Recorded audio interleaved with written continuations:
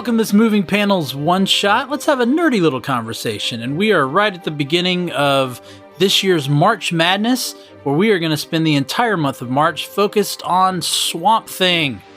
The original movie is celebrating its 40th anniversary this year, and so I thought it was fitting that we just spend a whole time talking about all the different movies and TV shows, and even, as we'll talk about today, even some of the toys that existed for Swamp Thing. Joining me today is the Southern gent, and I hope he doesn't mind me saying, newly engaged Mr. Blake Fowler. Yes, Laramy. Big shout out to my fiance, Jordan Hudson. She enjoys the podcast, so she'll get to hear this. So thank you for that. And happy to be back to discuss all things Swamp Thing. Even though I'm not celebrating my 40th anniversary this year, I still know about Swamp Thing and enjoy Swamp Thing. I mean, how could you not? I mean, Swamp Thing's, the character Swamp Thing's been around since 1972. It would be the actual official start of Swamp Thing. And I mean, he's still being talked about. Had a television show back in 2019 that we'll talk about later this month. Got a one shot where we'll talk about the television series. 2 movies, a cult classic movie from 1982 that was written and directed by legendary Wes Craven. And then a very campy sequel called The Return of Swamp Thing that featured Heather Locklear. So, you familiar with either one of those, the movies? I am familiar with them in the sense that I've seen clips of them, and also who is not familiar with Heather Locklear. And then there was a television show that aired almost the exact same time as this cartoon. Now, I do remember that very, very vividly. Yes, we, as a family, would settle in and watch that. I think it was like Friday nights it came on. On the USA Network. Yes. Now, Dick Durock, who plays Swamp Thing in the show, he's always played Swamp Thing. He was Swamp Thing in the 82 movie, he was Swamp Thing in the 89 sequel, and he was Swamp Thing for the television series. It seems like he found the fountain of immortality Dr. Arcane was always looking for. All right, well, let's get into this, because this is going to be a fun one. That's all we do now, sure Laramy, is fun ones. I'm sure we'll have a lot to talk about, even though there's not a lot to talk about. So Swamp Thing first aired on part of the Fox Kids lineup. The first episode aired on October 31st, Halloween of 1990. The next 4 episodes would not run until April and May of 1991. If you actually remember, if you go back to the X-Men animated series episode that I did with Justin Baker, that's how they did X-Men too. Like, they aired the first episode on a Halloween night. I don't know what it was with Fox and Halloween night. Great things. And then they wouldn't air the rest of the episodes until like spring of the next year. And that's, I don't know, that's always been weird to me, because you would think if you're going to air a kid's show, you're not going to do it on a night when most kids are not at home to watch it. Everybody's going to be out trick-or-treating for the most part, but I don't know why you're going to wait until spring to air the rest. I mean, Swamp Thing kind of makes sense because everything's in bloom, so maybe they're just trying to get the spring fever going. But yeah, it's quite a time to build the suspense and anticipation for Swamp Thing. Yeah, or lose interest, as what may have happened here, because I can see that. First episode on October 31st for Halloween night, 4 more episodes, April and May of 1991, and that's it. There's 5 episodes. Thanks for coming, folks. There are 5 episodes of this cartoon. Yeah, and honestly, I didn't remember that. I actually thought, when I pitched this idea to Blake, I was thinking, yeah, I remember this show from when I was a kid. I used to watch it all the time. It seemed like it was 3 seasons long at least, right? Like, I thought I was settling in for 30 episodes of cartoon, and no, not the case. And then I told Blake, I said, well, it's hard to find on DVD. I said, that's because they stopped producing it like 1996. Yeah, I think they released a VHS, but it only featured 3 of the 5 episodes. They did release a DVD that has all 5 episodes, but it's very rare and hard to find.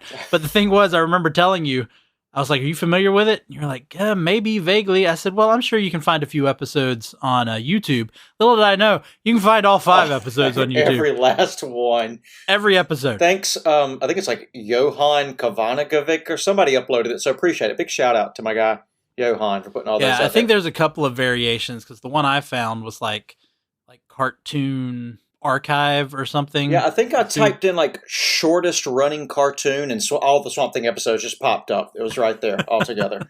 But this show kind of fell in a spot where there were very similar cartoons out at the same time. So at the exact same time that Fox is airing Swamp Thing cartoon, you've also got the Toxic Crusaders, which is based off of a very not kid-friendly Toxic Avenger movie from Troma. But then you also had over on TBS, you had Captain Planet and the Planeteers. Man, talk about me living my best life during this time, okay? Because, again, I'm thinking Swamp Thing ran in my mind as a 5-year-old for, again, 3 or 4 seasons. I just remember watching it. Maybe that was in syndication, where you could just see the episodes. But then Captain Planet is also airing at the same time. I had the Planeteer ring. You know, I had like the vests that they all were wearing, the Captain Planet action figures to go along with all my Swamp Thing stuff. So this was like a great time for me. Now, I remember the Toxic Crusaders. I had to like sneak and watch that even as a little kid because the Toxic Avenger had apparently been so inappropriate, and my parents wanted me to have nothing to do with the Toxic Crusaders. Yeah, that's an odd one. That would be interesting. I don't know if we'd ever do an episode on that since it's not based on a comic book, but that would be an interesting dive into how you take that movie and turn it into a kid show, a very successful kid show. I think it lasted several other episodes. And of course, Captain Planet Planeteers was a huge hit over on TBS.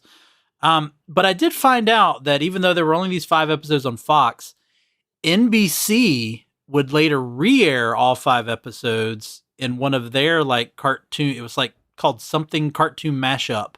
And then it even went over to the Sci-Fi Channel. So we were probably just watching the same 5 episodes over and over again. Thinking, oh, okay, we have memory loss, much like the Unmen, but we'll get into that here in a minute. I don't know. Maybe that is the case. I suppose they could do that maybe in one afternoon, air the entire series. So it probably wouldn't have taken too much for them to do that. Let's just start from the very beginning here. We have got to talk about the theme song. In fact, let's pause for a moment, and we'll allow you to revel in this wonderful theme song.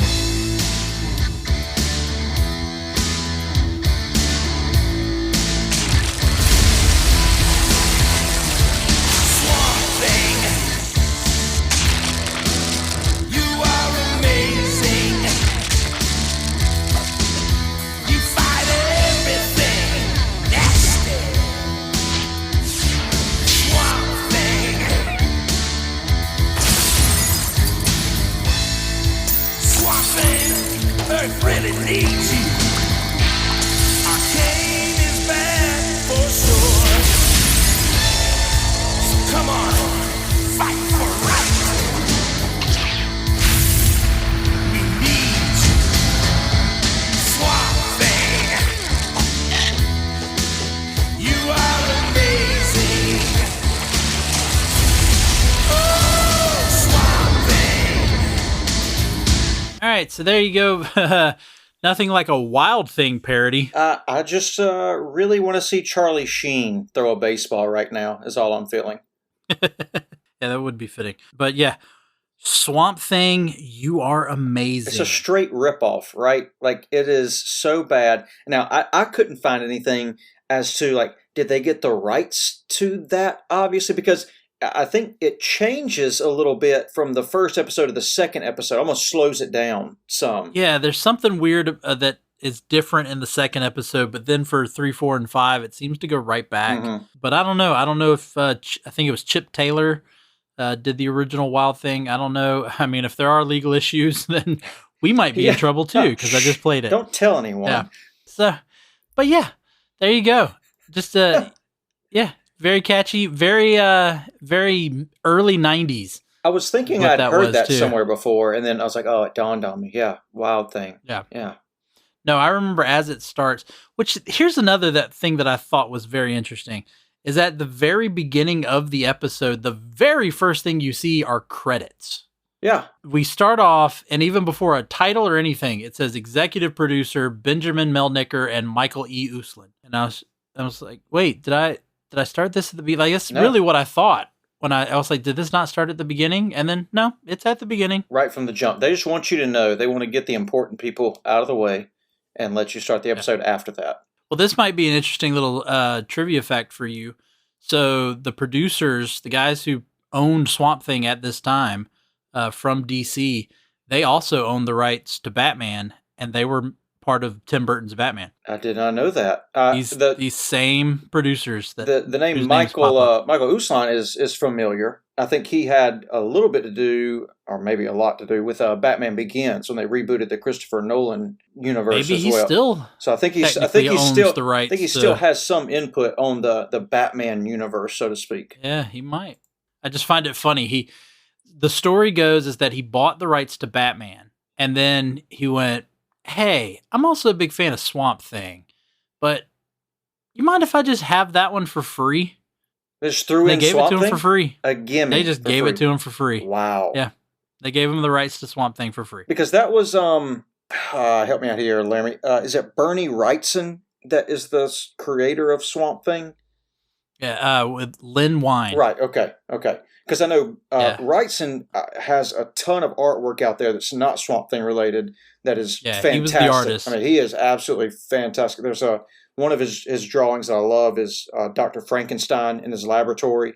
The detail's incredible, but Wrightson, all of his Swamp Thing comics are fantastic. So I didn't want to glaze over the fact that he was the original artist for Swamp Thing. Yeah, he was the original artist, and Lynn Wein was the original writer. Yeah. Of course, Lynn Wein would also go on to co-create Wolverine. Oh, did not know that. Lynn, on a roll. There you go. Do you love movies of a certain age? Do you miss the days of VHS tapes and VCRs and video rental stores? Is the thought of another 80s movie being remade seem inconceivable?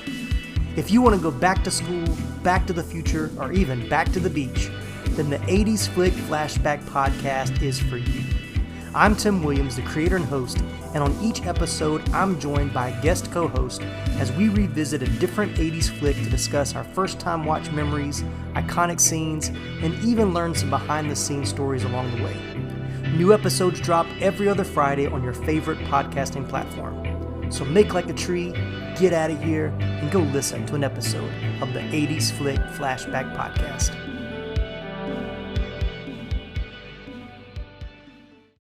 Speaking of another Lynn, Swamp Thing. Swamp Thing is actually voiced by a guy named Lynn Carlson. He actually has other ties in cartoon, superhero, comic book realm. He was the voice of the Green Goblin in the 60s Spider-Man cartoon. So I IMDb'd him, Laramy, because at first I thought it was Adam West voicing. I have that in my notes. Literally have it in my notes. Was he trying to do an Adam West impersonation? Just like Adam West playing Batman, playing Swamp Thing. And so I had to go look and see. And I was like, okay, I've heard this voice before, not being Adam West. And yeah, he's got a ton of voiceover work. Yeah. Like a career that spans decades. He would also, after this, he would continue as Senator Kelly on the X-Men animated series. Yeah, so Lynn Carlson. And for our younger listeners, he was Pappy Poley on Roly Poly Oly. Now look, don't be talking about younger listeners. I still remember, of course that was my younger brother watching that, but I remember Roly Poly Oly. He's small and smirking around, and in the land of curves. Too old. Okay, sorry, I'll stop now. I know nothing. Okay, my bad. Other than I recognize the name as something that was a big deal a few years ago. That's like I tell my students, don't talk to me about Peppa Pig. I know nothing about Peppa Pig. Well, now see, I have a 3-year-old and a 7-year-old, or 8-year-old, excuse me, Ruby. 3-year-old and 8-year-old, so I know all about Peppa Pig. Well, another episode then, Laramy.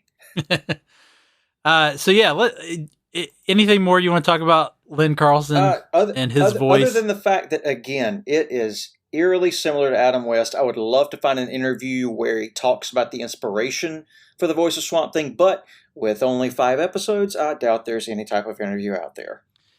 Did you think, though, that the voice was a little disconnected from the character? 1,000%. He did not sound like a Swamp Thing. No, he sounded like a superhero. Yeah. He's, Yeah, I'll save the day. Swamp Thing, I expect to have a gravelly, a scratchy voice, almost if tree bark had a voice, is how I'd expect him to sound. And yeah, this was this was very Superman-esque. Oh yeah, which I think the voice that Dick DeRock does in the television series is probably the best. Yes. Because in the first movie, he doesn't talk an awful lot, and it's Ray Wise's voice, because Ray Wise played Alec Holland. So they use his voice, and they really just make it sound kind of weak. It's okay. The second movie is very similar to this cartoon. The voice is very much like a used car salesman. Very disconnecting to the character for me. It almost takes you out. Great voice, but didn't work for Swamp Thing. Takes you out of each time he starts talking. Almost takes me out of the episode because I'm thinking it doesn't match up. Takes you. No, we'll get to them later. I was about to say takes you more out of the episode as another character, but we'll talk about him later. All right, let's move on into Arcane. So they went with Arcane being the main villain, voiced by Don Franks or Franks. It's a weird spelling, so I'm not sure of how it's pronounced. Who also went on to the X-Men animated series, and he was the voice of Sabretooth. It's X-Men animated series. As soon as I realized that, I was like, those voices are the same. Sound very similar, yeah. However, for our horror movie fans, I found out that the actual actor himself, is in the 1980s slasher film My Bloody Valentine. Oh, much better than the remake.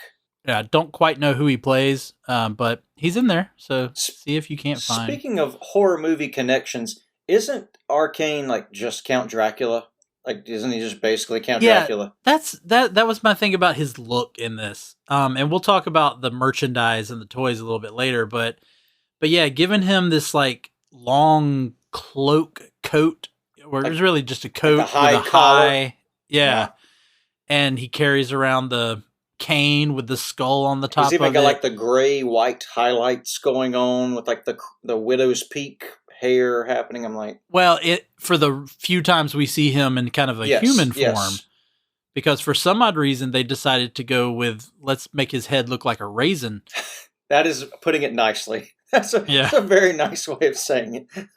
That was the thing I had, and we'll talk about the villains a little bit more, but all of the villains, were they supposed to be human?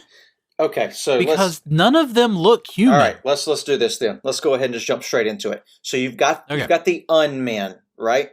Now, in the very first episode from the comic, Dr. Arcane says, men are not enough to take down Swamp Thing. You need to become Unmen. Like, none of those dudes are men right now.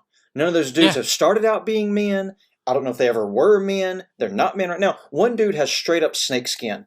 Dr. Demo is already a snake. Yeah. And then you're transforming them into not men, Unmen. Wait, we're on Dr. Demo. Let's talk about let's do it. Why the crap does he rhyme? Dr. Demo loves to rhyme words. I wish he would take his poetry because it's for the birds. Okay? I don't, that's the best. That's boo. Get off the stage. Like, they make him look like he's like a voodoo priest. He's got the top hat. He even has the voodoo doll in episode 1. He's got the Swamp Thing voodoo doll. Yeah, but I don't understand the rhyming. Why have him rhyme everything he says? It's so bad. So annoying. It's like when he starts a sentence, I know I'm in for at least 12 seconds of dialogue. I'm like, please, dude, just stop. And you hear some of the words come out of his mouth, and you're going, what is he going to rhyme that with? Oh. And then he does. He just pulls it right out of the hat, Laramy. It's like a magician. Yeah. But yeah, he already looked like a snake, and then he's turned into a giant snake. Anaconda. In head only, but then at the same time, that very first episode, he wraps himself around Swamp Thing. And I'm like, where's all that coming from? Like, you don't want to know. Stretching. Don't ask. Don't ask, don't tell. Stretching your neck out even more.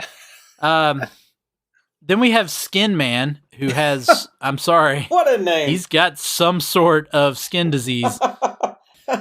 I did not get that. And then he turns into a giant bat. Yeah, why the bat? Why from Skin Man to the bat? I don't know what the connection was with him turning into a bat. I wish, didn't quite. but that's the other thing. We got zero exposition at the beginning of the first episode. It's just bam, we're jumping straight into the action. I've got no idea what's going on. Watching it now back, I'm thinking, who are these people? Where did they come from? Why are they doing what they're doing? No clue. Yeah, we get Swamp Thing's origin, but nothing about any of the rest of it and why they look the way they look. Nothing else. And speaking, because again, go ahead. Arcane in the flashback, Arcane looks human. 100% human. Nobody else does. But then when we see him in present, he's bald and again looks like a raisin. So that is, I think they cover that though, don't they? Because he captures Swamp Thing, if you remember. And then Swamp Thing like breaks his like transducer juice and it splashes onto Arcane and turns him into Raisin Man. That's right. I do remember that. Yeah, one of the Raisinets. Yeah, so I think that's why that happens. But my question is this. But we don't get any explanation for Demo, Skin Man. Else. So my question is... And we haven't talked about Weed Killer yet. At the very beginning of his origin story, Dr. Arcane and a lot of doctorates going on. Why didn't we put those to better use? They break into his facility through a glass window, which if you go back and watch, there's an open door right beside where they break through the glass. They could have all just walked through. But then why not have the unmen go take the potion from Dr. Holland instead of... Potion? He's not a wizard. Whatever. the elixir of the formula of plant life away from Dr. Holland instead of like trying to wrestle him. This all could have been over if Dr. Arcane would have just had his unmen take it, overpower a human, and walk off with it. But instead, Dr. Arcane, not the best planner. I don't know what his doctorate's in, but it's not anything that helps people. No clue. Let's talk about, since we were at it all, let's finish it off and talk about Weed Killer, the last of the unmen. The human centipede. Yeah. So he's a dude who's always carrying around pesticide, and he's always got a mask on. We never actually see his face. And then he turns into a giant like centipede, but then yet he still carries the pesticide gun. Centipedes are poisonous. Just use your poison. Why not have the pesticide like spew out of his mouth when he's? Still didn't make. I was like, why are you a centipede? And why are you not utilizing those other pincers more than you already are? Well, I think he does in a couple of he runs across the wall. Oh yeah, the first one, and then there's one later where I think he uses his arms to hold one of the kids. Anyway, but none of them are from the comics. I mean, there are unmen in the comics, but it's completely different. Of course, the unmen in the comics wouldn't sell the toys like these do. All right, moving on. Next up, voiced by Harvey Atkin, is the character, the Native American friend of Swamp Thing, Tomahawk. Harvey Atkins, those of you who are fans of Tim's 80s flick flashback might be familiar with the movie Meatballs, and Harvey Atkins plays Morty. I am not familiar with the movie, but it sounds delicious on my spaghetti. Well, here's something you might be familiar with. Harvey Atkin was also the voice of King Koopa on the Super Mario Brothers cartoon. I am familiar with that, Laramy. A lot of guys go on to go do other things from this. You know, is this where this obviously Lynn Carlson didn't get its start here, but good for guys for carrying on after 5 episodes. Yeah. So I don't know what much there is to talk about with Tomahawk. He was clearly just we'll help you, and I will say it was another very interesting voice. Yes. I'll put it like this: when I went and looked up the actor, didn't match the character. Nope. Harvey Atkin, obviously with a name like Harvey, he's not Native American. Yeah, we could have done a little better there, in hindsight being 2020. Yeah. All right, so moving on from Harvey Atkin to Philip Aiken. What? Yeah. What? Swamp Thing's two friends, Tomahawk, voiced by Harvey Atkin, and then Philip Aiken, voiced Bayou Jack. I'm not really sure what to do with that information. I feel like there's a trick being played somewhere. Are we sure it's not the same person? Nope. I looked back to make sure. Did not. I will say though, unlike Tomahawk, Philip Aiken is Jamaican. Oh, well, that's Also rhymes, Laramy. You and Dr. Demo should hang out sometime. You know, if anybody goes back and listens, I think it's the third time I've done it, and it's all been on accident. I caught myself saying it once, but I decided not to comment on it it. just like sneaks in there subconsciously. Now, Bayou Jack, I don't remember. You might have better memory. You probably paid more attention to these 5 episodes than I did. I don't know if this was ever mentioned, but when I was doing my research, apparently Bayou Jack is a Vietnam vet. If it's mentioned in there, it is glossed over so quickly that I can't recall it happening. Yeah, I saw that in several locations, and I was like, when do they ever bring up that he's a Vietnam vet? It's like, imagine... And why would they bring up that he's a Vietnam vet? Now, imagine you've gone off to Vietnam, you've survived, and you come back and you're fighting alongside a plant human. I can't imagine that your life is going super well at that point. But that's also, we talked about the no history behind the unmen. There's no history behind these two guys either. None of them. Like, why they're there, when did they meet up with Swamp Thing? Like, how did they first take seeing a giant green monster? Yeah. But I wanted to point this out, bringing back our X-Men animated series, Philip Aiken, voice of Bishop. What is on X-Men the animated series? Okay, I do know a loose connection. This was a Canadian-produced cartoon. I'm with you so far. And X-Men the animated series was also a Canadian-produced cartoon. Okay, so maybe the same agencies are hiring people and putting them on things. That makes a little more sense now. Because like everyone just took their talent. They went, well, LeBron, I'm going to take my talents to X-Men now. Yeah. Moving on, another character actually from the comic books, Abby Arcane, is voiced by, well, this was weird. So the credits say Paulina Gillis, but I found out that Paulina Gillis is I wouldn't say stage name, but it's another name for voice actor Tabitha St. Germain. I would say she probably did right to change it. Well, but she's been credited as Tabitha St. Germain in some of the other work she's done. What else has she done, Laramy? Now, you talked about Lynn Carlson. She loaded. If you look up her IMDb, loaded. She's done voices in almost every single one of the Barbie like DVDs, videos. Okay. She's done voices in My Little Pony. She did voices for the show Ed, Edd and Eddy. Okay. I wasn't going to admit to watching My Little Pony, but I will admit to watching Ed, Edd and Eddy. Yeah, for sure. But I mean, numerous ones. I did hunt through to see if there was another comic book connection. Found out she is the voice of Danielle Moonstar in X-Men Evolution. I know. Okay, man. Enough with the X-Men connection. Well, different X-Men cartoon though. That's still X-Men. Yeah. X-Men Evolution. There's a conspiracy theory here to be had. But my thing about her is Abby Arcane, especially with this being in the 90s, we're right off of Alan Moore's run with Swamp Thing, in which Abby becomes a central character. In fact, becomes Swamp Thing's love interest. Right. They're not going to do that here because they made Abby a teenager. Yes, that would be weird. But again, a bigger character. And she's in 2 of the 5 episodes? Maybe 3? I only saw her in 2. I can only recall seeing her in 2. Yeah, I can only recall 2. And one of them, like, she's just barely in. Mm-hmm. So I didn't quite understand why they didn't use that character a little bit more. Instead, they gave us JT and Delbert. Oh my God, dude.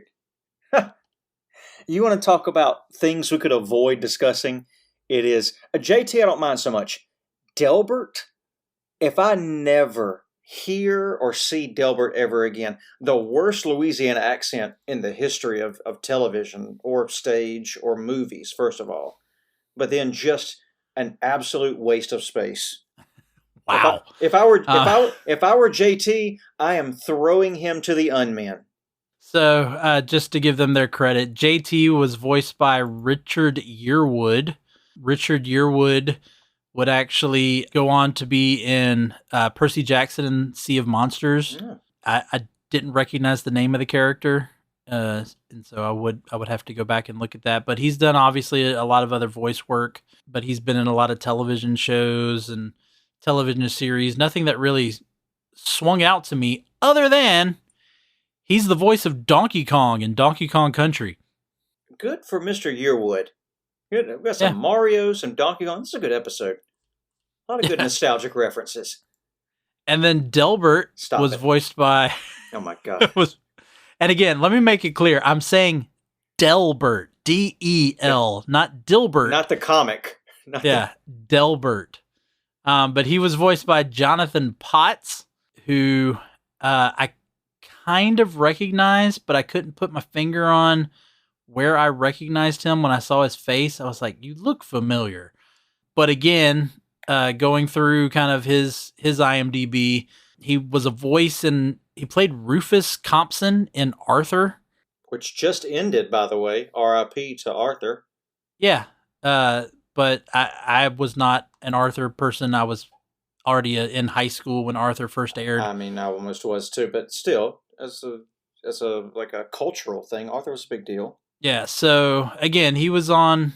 He did a voice on Arthur. He was in a couple of episodes playing different characters in Supernatural. So I kind of went, maybe I saw him in Supernatural. Apparently, that's why he looks familiar. Apparently, he was in Tom Clancy's Jack Ryan, the Amazon show with John Krasinski. Oh, I have not seen that. I haven't either, but yeah. Not have. Looks like he was in a bunch of stuff. Let's pray his accent's not as bad as it was here.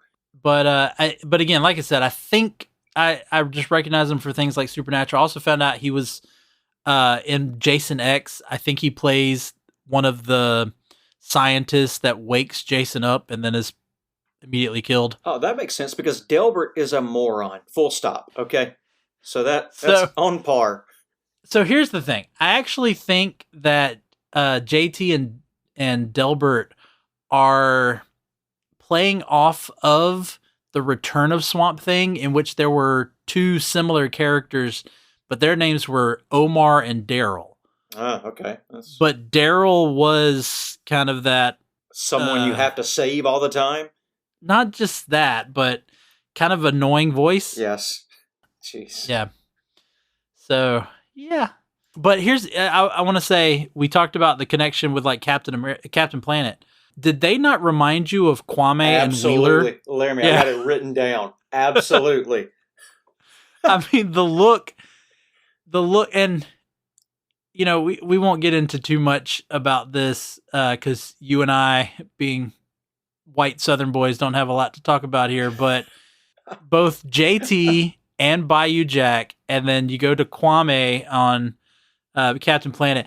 What was it with the fade hairstyle that you had to put on every African American cartoon character? And kudos again to how far a lot of the cartoons have come as far as representation goes. But you're right.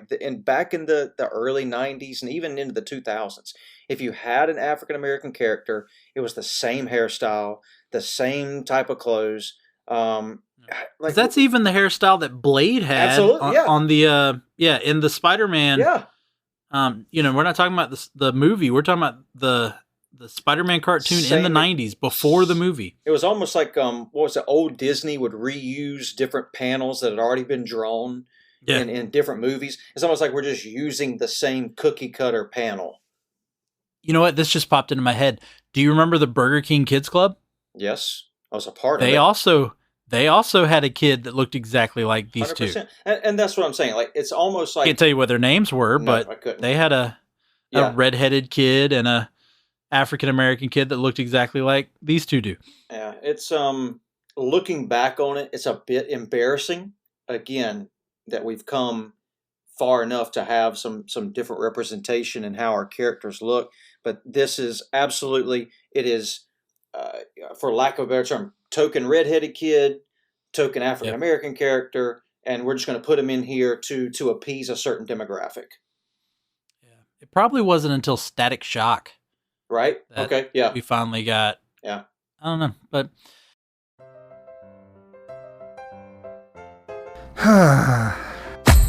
what seems to be the problem, pal? There's just so much pain in the world, so many issues. I don't think I can bear it. Hell, friendo, it sounds like you could use a dose of pop culture roulette. Pop culture roulette? What's that? Some sort of pop culture themed podcast or something? That's right, sonny boy. When hope seems far, dive into some PCR. But I already get my entertainment news from Variety. Huh, that's pretty good. If you're a chucklehead, PCR gives you news you need, condensed, unfiltered, and raw, from three nerds who know a little something about something. Wow, okay, sign me up. That's the spirit. Pop Culture Roulette. New episodes every Monday, available on all major podcast directories. So let's talk about Swamp Thing and the stuff we see him do. So is there anything that Swamp Thing can't do in this cartoon? Yeah, it's use the correct power at the right time. That's the one thing he cannot do. For some reason, he cannot perceive the correct situation to use specific powers in. Well, I like how there's one episode where some goons are shooting at him, and he makes holes inside himself for the blast to go through. Laramy, call it what it is. He makes like nipple holes, okay? That's where his just and they shoot straight through. But then a guy shoots him from a cannon, and he just stands there and gets hit. And then at one point in time, I think, doesn't he like turn himself into wood? Right? Oh, he does like that several times. Several times, right?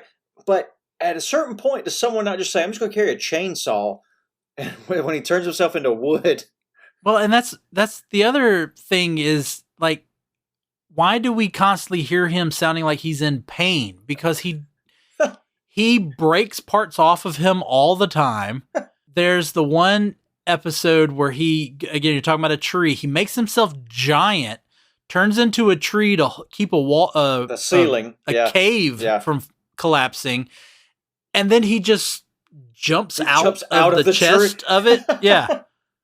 Jumps out of the chest. So he just left. Was that part of him? And he just left it there now? But let him walk down a city street, and all you're going to hear is, because of the pollution. The pollution. The pollution. The grunting in this series, Laramy, is up there with some of the greatest grunts of all time. Because when they fight, all you hear are the grunt. I hope no one's listening to this at work without headphones in, and that exact part. Someone walked by at that moment. What do you listen to? Swamp Thing. They're talking about Swamp Thing. Yeah, sure. Swamp Thing. Yeah. Whatever you say. The man with no discernible male body parts also. Yep. Now, I will say his ability to like go into the ground and kind of use that to transport himself somewhere else quick. Well, Alan Moore kind of introduced that in his run in the 80s. But everything else, like his origin story, was the original, the Lynn Wine story, because Alan Moore completely changed that. Right, he revamped everything, right? He came in, so. Yeah, he's got some cool powers. I like how in the second episode, they start, when he makes his appearances, it's almost like the branches form his skeleton, and then he fills out the rest of the skeleton. I thought that was pretty cool. That was cool animation. There was, though, the episode, I think it was the third one, where he's been affected by too much radiation or something. Yeah. And they have to put him back into the swamp, hoping that the swamp water... And then you see him get formed, and it's the exact same animation from the opening, from the origin. Yeah. They just reuse. Again, we're just using... this was, and maybe we'll get to it here in a second, this was solely to sell toys, Laramy. Yeah, let's go ahead and do that. Yeah. Yeah, this cartoon coincided with Kenner releasing the Swamp Thing action figures and cars and all, and everything in this cartoon just screams, "Hey, look at this! Don't you want this as a toy? Buy this!" And I had it all, man. Doesn't this look cool? Every last thing. Really? You had all of it. I will test that. You had everything.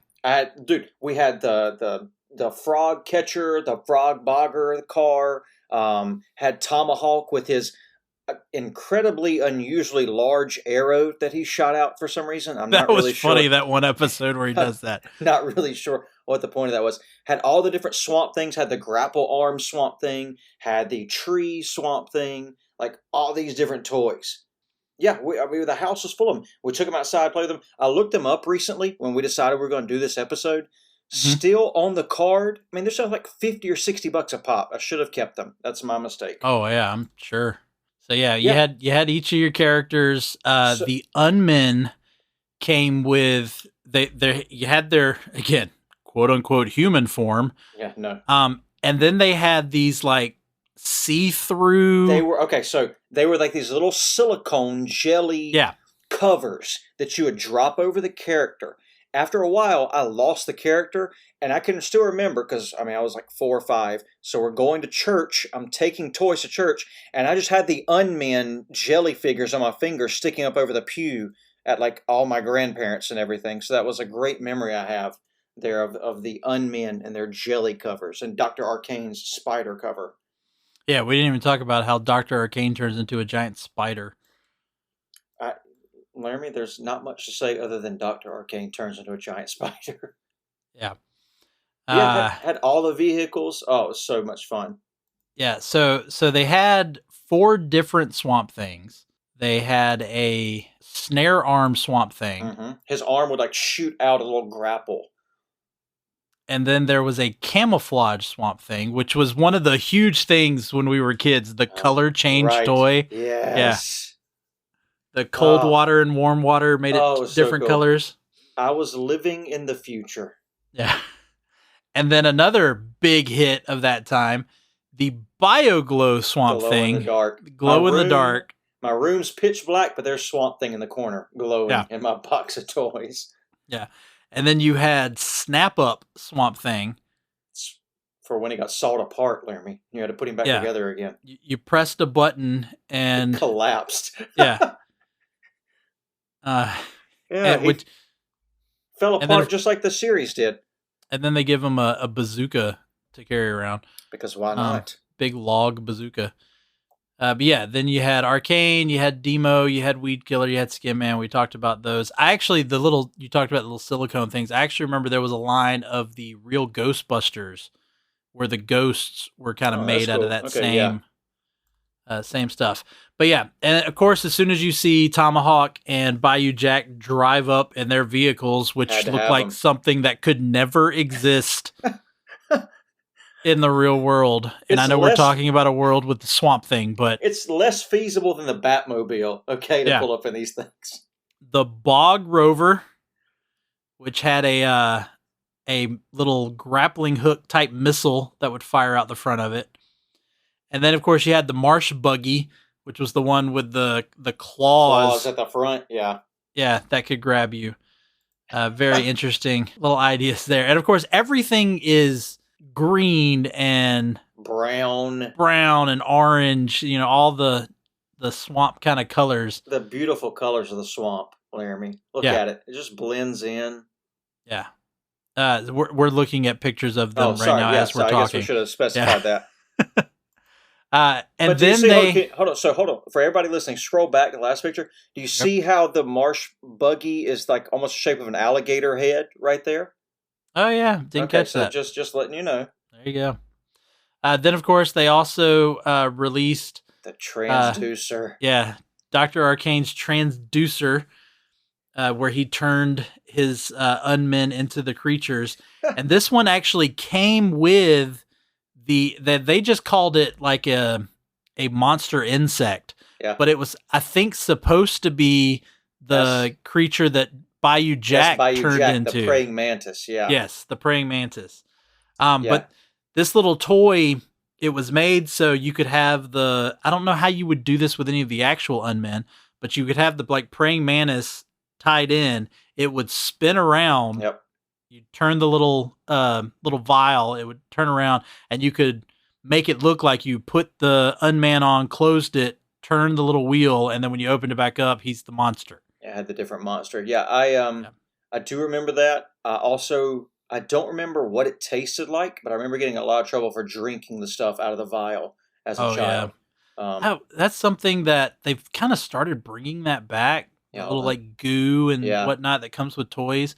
I remember when I was a kid, there was one for He-Man, and it was this little skull thing that you were supposed to put the villain in, and then you filled that thing up with slime, and you tipped it over, and the slime would ooze out of the mouth of the skeleton and cover the villain.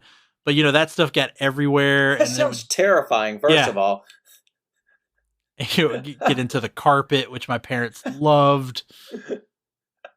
So, and then Time for toys, yes. and then the last diorama. toy was the swamp trap, Yes. which had this. It was kind of like this hill where Swamp Thing would stand at the top.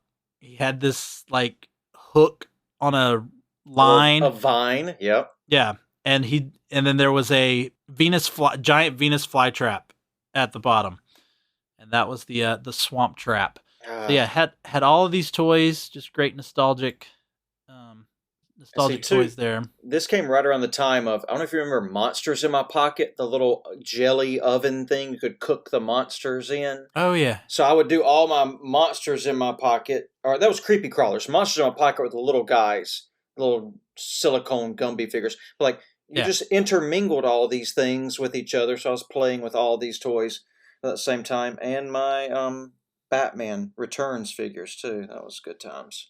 Yeah, and then Toxic Crusader had all the toys. I actually owned some of the Toxic Crusader toys. I actually remember those. And they also had the like glowing parts to them. Had didn't they have like the barrels of supposedly toxic slime stuff? Yeah. Yes. Yeah. All right, let's get into the episode. Let's just talk. There's only 5 episodes, so let's just talk through them really quick. So the episode number 1 is called The Unmen Unleashed.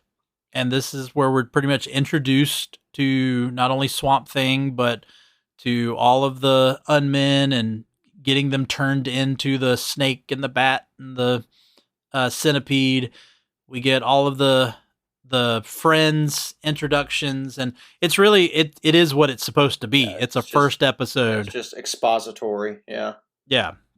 We see the origin with Dr. Holland getting the chemical on him and set on fire from an explosion, and we get all of it. So it was what it was. Nothing to hoop and holler about. Yeah, agreed. Like I said, the only question I have is why not turn the Unmen into Unmen before you go fight Swamp Thing in the first place? Just already have them ready to go. Second episode is called To Live Forever, because Arcane, as in the comic, as in the movies, his goal is to find the secret to immortality. And so he and his Unmen travel to the Amazon rainforest. They're looking for the tree that never dies. I don't think and that exists. They're going to use the wood out of it because they chop it up for some reason. They want the sap. They want the sap. Yeah, but they completely grind up the tree, which I didn't get. Why do you have to do that just to get the sap? Squeeze the sap out of the pulp. I don't know how tree sapping works. We need to call someone from Vermont. Yeah, and in the process of them pretty much tearing down the rainforest, they also enslave a local tribe.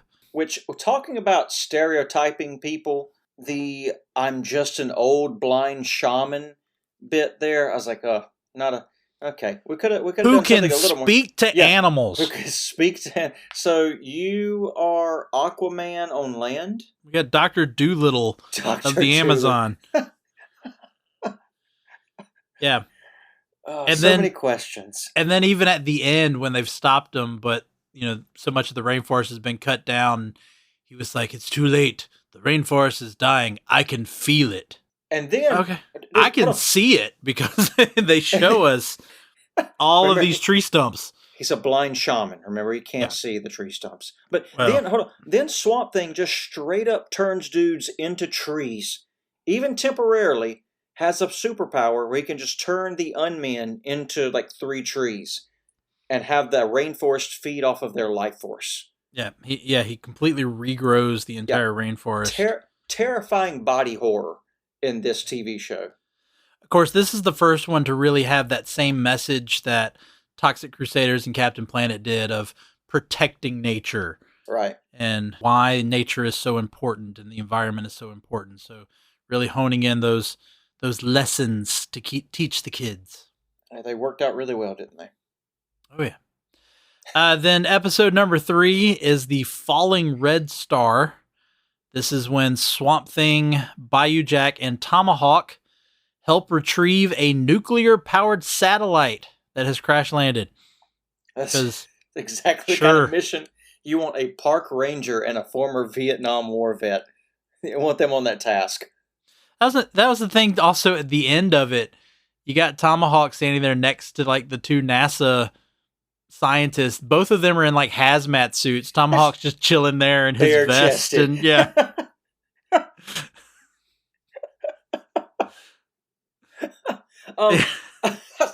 My cheeks are hurt. So I do have a question about the unmen. Do they absolutely forget what happens to them when they get in the transducer? Because they seem to be surprised every time. Well, and then here there wasn't it in the episode before this, Swamp Thing himself turns them back into humans. Yep. But then in this episode, he needs the giant Venus flytrap so they can sell that toy. Yeah. He needs that giant Don't Venus throw them in it. flytrap to do it. Yep. Yeah, I didn't get that. But we talked about earlier, this is the episode where Bayou Jack is also turned into an unman. Briefly, but he turns into a praying mantis. Again, another reason to sell a toy. Yes. This one introduced the Venus flytrap, and it introduced the toy that they would sell to go along with the machine. Which is a coincidence, as I'm sure all the adults were praying that this show would end, and it soon would. You talked about them going into the transducer. Well, they go into the transducer, and when they turn into the creatures, their clothes get ripped. Mm-hmm. But then when they get turned back at the end of the episode, their clothes get restored somehow. It's the Incredible Hulk theory, man. Your clothes shrink and grow with you. Moving on, episode 4, the penultimate episode. Legend of the Lost Cavern. This is where we get a little bit more of Arcane looking for immortality. This time he uses Tomahawk, threatens the rest of the group, and uses Tomahawk to search for the Fountain of Youth.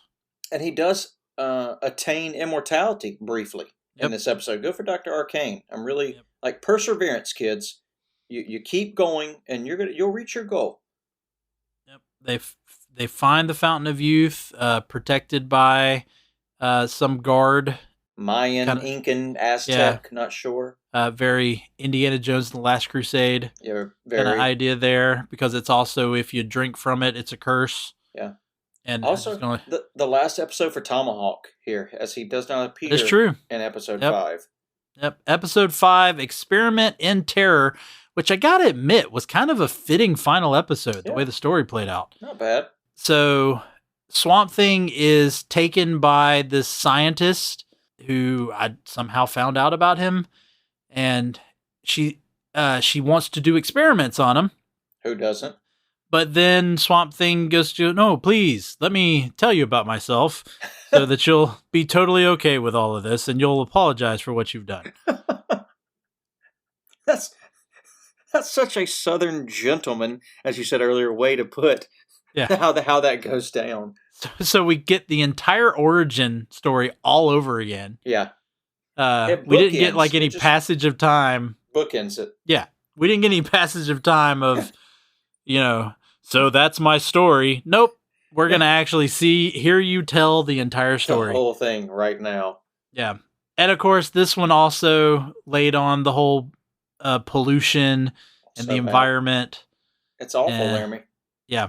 And once Swamp Thing is exposed to the pollution, he has to go back to the scientist's lab, who then put him in the green room, and they give him fresh soil and sunlight and fresh water, and they even make a comment of if only all of Earth was like this. A utopia for plants.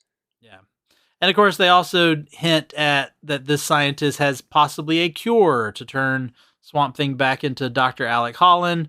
Poor guy. But then Arcane and his unmen destroy everything, and it is a lost cause. And so we just see Swamp Thing walk off into the distance, into the horizon, and to never be seen again, as this would be the final episode. I'm a little upset with the female doctor, though. She was able to come to the bayou to abduct Swamp Thing, but she wrote the guy a letter to let him know that she couldn't turn him back human. Like, that's a little... What did you want her to do? Fly all the way out there just to tell him that? Come back in person. That's news you got to deliver in person, Laramie. Okay. Call him on the Bayou. Yeah, the Bayou, Bayou's the Bayou phone. Yeah. The trees Tomahawk are just shows up with a satellite phone. The trees are speaking to me, Tomahawk. Hold on. Knowing this show, he would have devised. He would create some foam Some just out of wood his hand. root phone. And yeah, some root phone. I'm connected through the roots in the ground. Through the trees. Yeah. The mitochondria. All right. I know this isn't one of our full episodes, but I'm just going to go ahead and do it. Let's do a bag it, stack it, or trade it. Go ahead. Oh God. Okay. So the passage of time being what it is, and with the understanding that there are other iterations of Swamp Thing on TV, I'm gonna trade it. I'm just gonna get rid of it. It was great to have a laugh at. I don't know that if anybody ever said, "Hey, you want to sit down and watch the Swamp Thing cartoon from the '90s?" I would ever say yes again. You know, I got to go with a stack it. I mean, okay. Look, it's 5 episodes that are like 22 minutes apiece, which means it would only take you a little over an hour just to sit and watch all 5 of them. Just a movie. It's a just put it together like a movie. Yeah, so you just have a little fun. I'm going to relive some old 90s cartoons. And I mean, they don't do Saturday morning cartoons anymore. So No, they don't. So you got a kid and you want to have an experience of a Saturday morning cartoon, throw this one on. I can see that. Yeah. I don't think my cats would be terribly interested in watching it, but I could see people with kids wanting to watch it. Yeah. Hey, look, you are newly engaged. It is only a matter of time. Is it though, Laramie? I'm trying to save the Earth here, and the less population, the better. That's a message from Swamp Thing himself, I think. I think that's a quote. Just remember, the power is yours. Oh, sorry, wrong cartoon. Sorry, by the power of Grayskull? No. No? And knowing is half the battle. It is. The more you know. Yeah. By the way, I do want to point out, we didn't bring this up, and I have it in my notes. I don't know why I didn't mention this. The Swamp Thing toys in 1991 outsold G.I. Joe and Teenage Mutant Ninja Turtles. Of course they would. Swamp Thing was awesome. Still is. Just the cartoon's not. It's still good nostalgia. Yeah, go out on eBay and buy yourself some Swamp Thing toys. And if you ever want to watch it, Laramie's got it stacked. So go over to his house. All right. Well, thank you. Thank you so much, Blake. This has been a fun one and a great way to kick off our March Madness as we do a deep dive through everything that is Swamp Thing when it comes to movies, television shows, and as we just did the cartoon. Obviously, there were better versions of him in cartoon form. He would later go on to appear in like the Justice League. There's a great version of him in Justice League Dark. Justice League Dark, man, so good. Yeah. Go check it out. Absolutely. Great version of him in that. In the comics, he, of course, is one of the great characters, key to the Darkest Night, Brightest Day storylines. Mm-hmm. Great character, and this is just so much fun. He's one of my favorite characters. Another reason why I wanted to do this. 100%. I'm looking forward to, I would love to see them bring something back. I know the 2019 television show didn't work out, but come on, HBO, Warner Brothers. Make it happen. Give us something. I know there's been word about doing a Justice League Dark, so maybe we'll even see another live action. I would lose my mind, Laramie. Yeah. All right, well, thanks everybody for joining us. Rate and review the show. Follow us on social media. But for today, for Moving Panels, I'm Laramie Wells, and I'll see you on the other side of the page.